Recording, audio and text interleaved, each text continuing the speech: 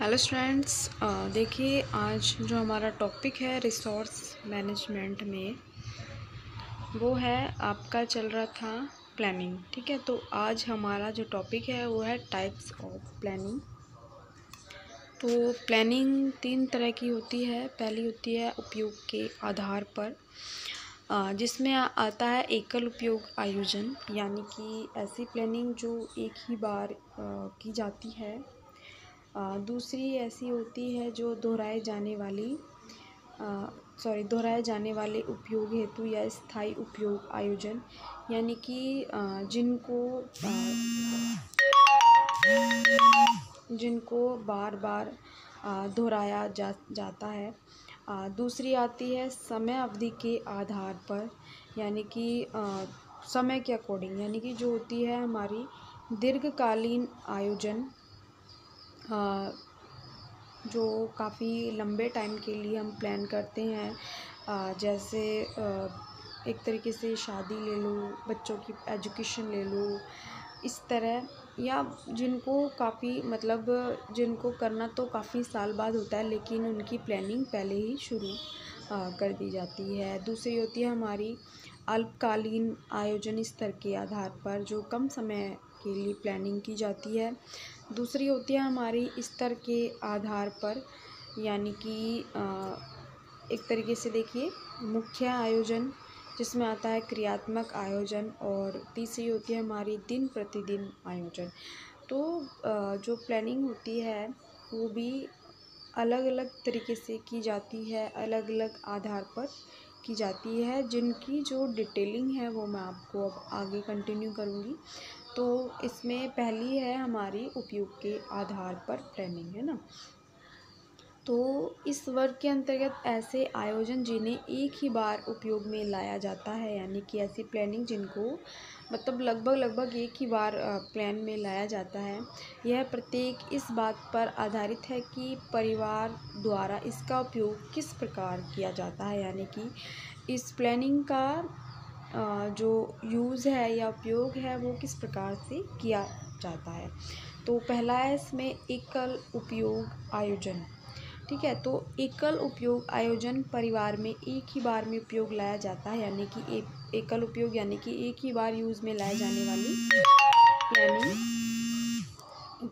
जाने वाली प्लानिंग। यह जटिलता या लोचनीयता में भिन्न भिन्न होता है।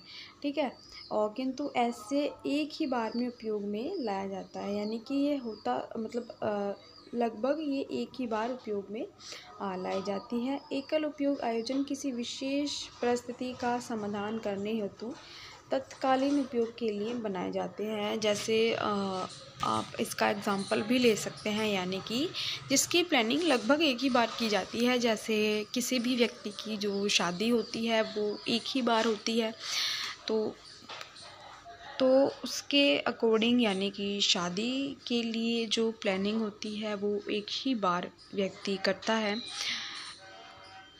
तो अपनी शादी से रिलेटेड या बच्चों की जो शादी होनी है उससे रिलेटेड, तो जो शादी की प्लानिंग होती है वो एक ही बार की जाती है। तो उसमें ऐसे बहुत सारी चीज़ें होती हैं, बहुत सारे कार्य होते हैं जिनको यूज़ में लाया जाता है, या उन कार्य को करने हेतु बहुत सारी प्लानिंग की जाती है। और वो प्लानिंग भी अलग अलग ऐसा होता है कि जितना बड़ा कार्य होता है उसको कार्य को आप छोटे छोटे भागों में बांट भी सकते हैं। तो उससे क्या होता है कि एक तो कार्य सरल हो जाता है, दूसरी चीज़ ये हो जाती है कि वो कार्य आसानी से हो जाता है। जैसे मैंने बताया आपको कि जो शादी की प्लानिंग व्यक्ति एक ही बार करता है, तो देखिए शादी का जो कार्य होता है वो बहुत बड़ा होता है, तो उसमें बहुत सारे ऐसे फैमिली मेम्बर्स की भी ज़रूरत होती है। तो अगर व्यक्तियों में अगर उस काम को बांट दिया जाता है तो वो कार्य भी बहुत ज़्यादा इजीली हो जाता है। प्लानिंग के अकॉर्डिंग उसको करते हैं कि कौन सा कार्य किसको करना है, कब करना है, या कौन सा कार्य कौन व्यक्ति ज़्यादा अच्छा कर सकता है। तो उसके अकॉर्डिंग भी जो मैंने आपको पहले बताया है कि किस समय करना है, किसको करना है, किस तरीके से करना है। तो अगर इस तरीके से डिस्ट्रीब्यूट हो जाता है कार्य तो और ज़्यादा इजी हो जाता है वो कार्य करना। फिर दूसरा आता है हमारा दोहराए जाने वाले उपयोग हेतु स्थायी उपयोग आयोजन। यानी कि एक तरीके से ऐसे प्लानिंग की जो बार बार दोहराई जा सकती है। यानी कि आप प्लानिंग करते हो लेकिन उस प्लानिंग को आप दोबारा भी रिपीट कर सकते हो, या उस प्लानिंग में थोड़े बहुत ही चेंजेस करके वापस से उस प्लानिंग को दोबारा अप्लाई कर सकते हो। तो ऐसे आयोजन जिन्हें इस प्रकार का बनाया जाता है जो पुनः पुनः उपयोग में लाए जाते हैं, यानी कि दोबारा से उपयोग में लाए जाते हैं।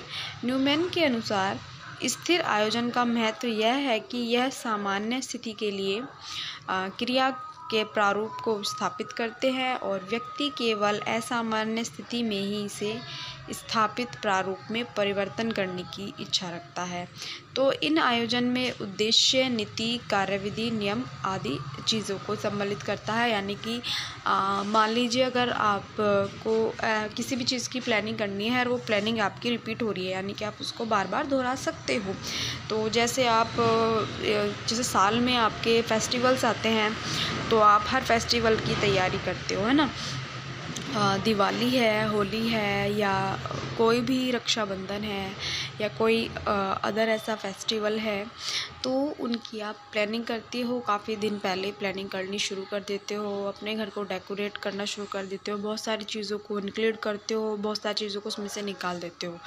तो इसी तरह आप प्लानिंग करते हो। तो ये वाली प्लानिंग जो होती है कि आपको कब क्या करना है, या आपको मान लीजिए रंगोली कहाँ बनानी है, या आपको ऐसी क्या चीज़ बनानी है कि आप अपने घर को ज़्यादा अट्रैक्टिव अच्छा बना सकते हो। तो ऐसी बहुत सारी प्लानिंग होती है। या आपको मार्केट से क्या सामान लाना है और अच्छा डेकोरेट करने के लिए घर को, या आपको कितनी चीज़ें इंक्लूड करनी है, क्या चीज़ डेकोरेशन की लानी है, कहाँ से आप लोगे। तो ये चीज़ें होती है। तो आप इन चीज़ों को क्या करते हो, जब आपका नेक्स्ट ईयर आपका दोबारा से वही फेस्टिवल आता है तो आप उस प्लानिंग को दोबारा रिपीट करते हो, उसको दोबारा दोहराते हो।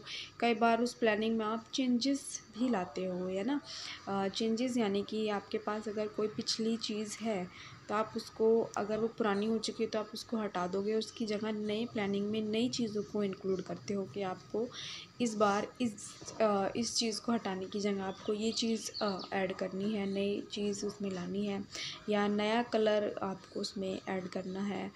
तो हाँ, जैसे मान लीजिए आपने दिवाली की प्लानिंग की है डेकोरेशन की, तो लेकिन आपको क्या है, रंगोली बनानी, लेकिन आपको पिछले साल आपने दूसरी बनाई, इस बार आप कुछ और दूसरी बनाओगे। तो इसी तरह आपकी प्लानिंग तो है लेकिन आपने प्लानिंग में कुछ चेंज कर दिया। तो इसी तरह आपकी बार बार दोहराई जा सकती है। ये सिर्फ आपका एक फॉर एग्ज़ाम्पल है। तो इसमें ये भी होता है कि आप कितने लोगों को अपनी प्लानिंग में इंक्लूड करते हो, किसको इंक्लूड करते हो, कौन कितना व्यक्ति बेस्ट है या किसी भी कार्य को इतना बेटर कर सकता है। ठीक है। फिर आता है दूसरा आपका समय अवधि के आधार पर, यानी कि एक टाइम पीरियड होता है, उसके अकॉर्डिंग भी आप प्लानिंग करते हो। तो जिसमें आता है दीर्घकालीन आयोजन। ठीक है। तो हम कितनी लंबी योजना बना सकते हैं, यानी कि कितने लंबे समय के लिए हम बना सकते हैं। इसमें आपका कुछ मंथ भी हो सकते हैं, कुछ साल भी हो सकते हैं आपके। तो ये एक समय पीरियड है आपका।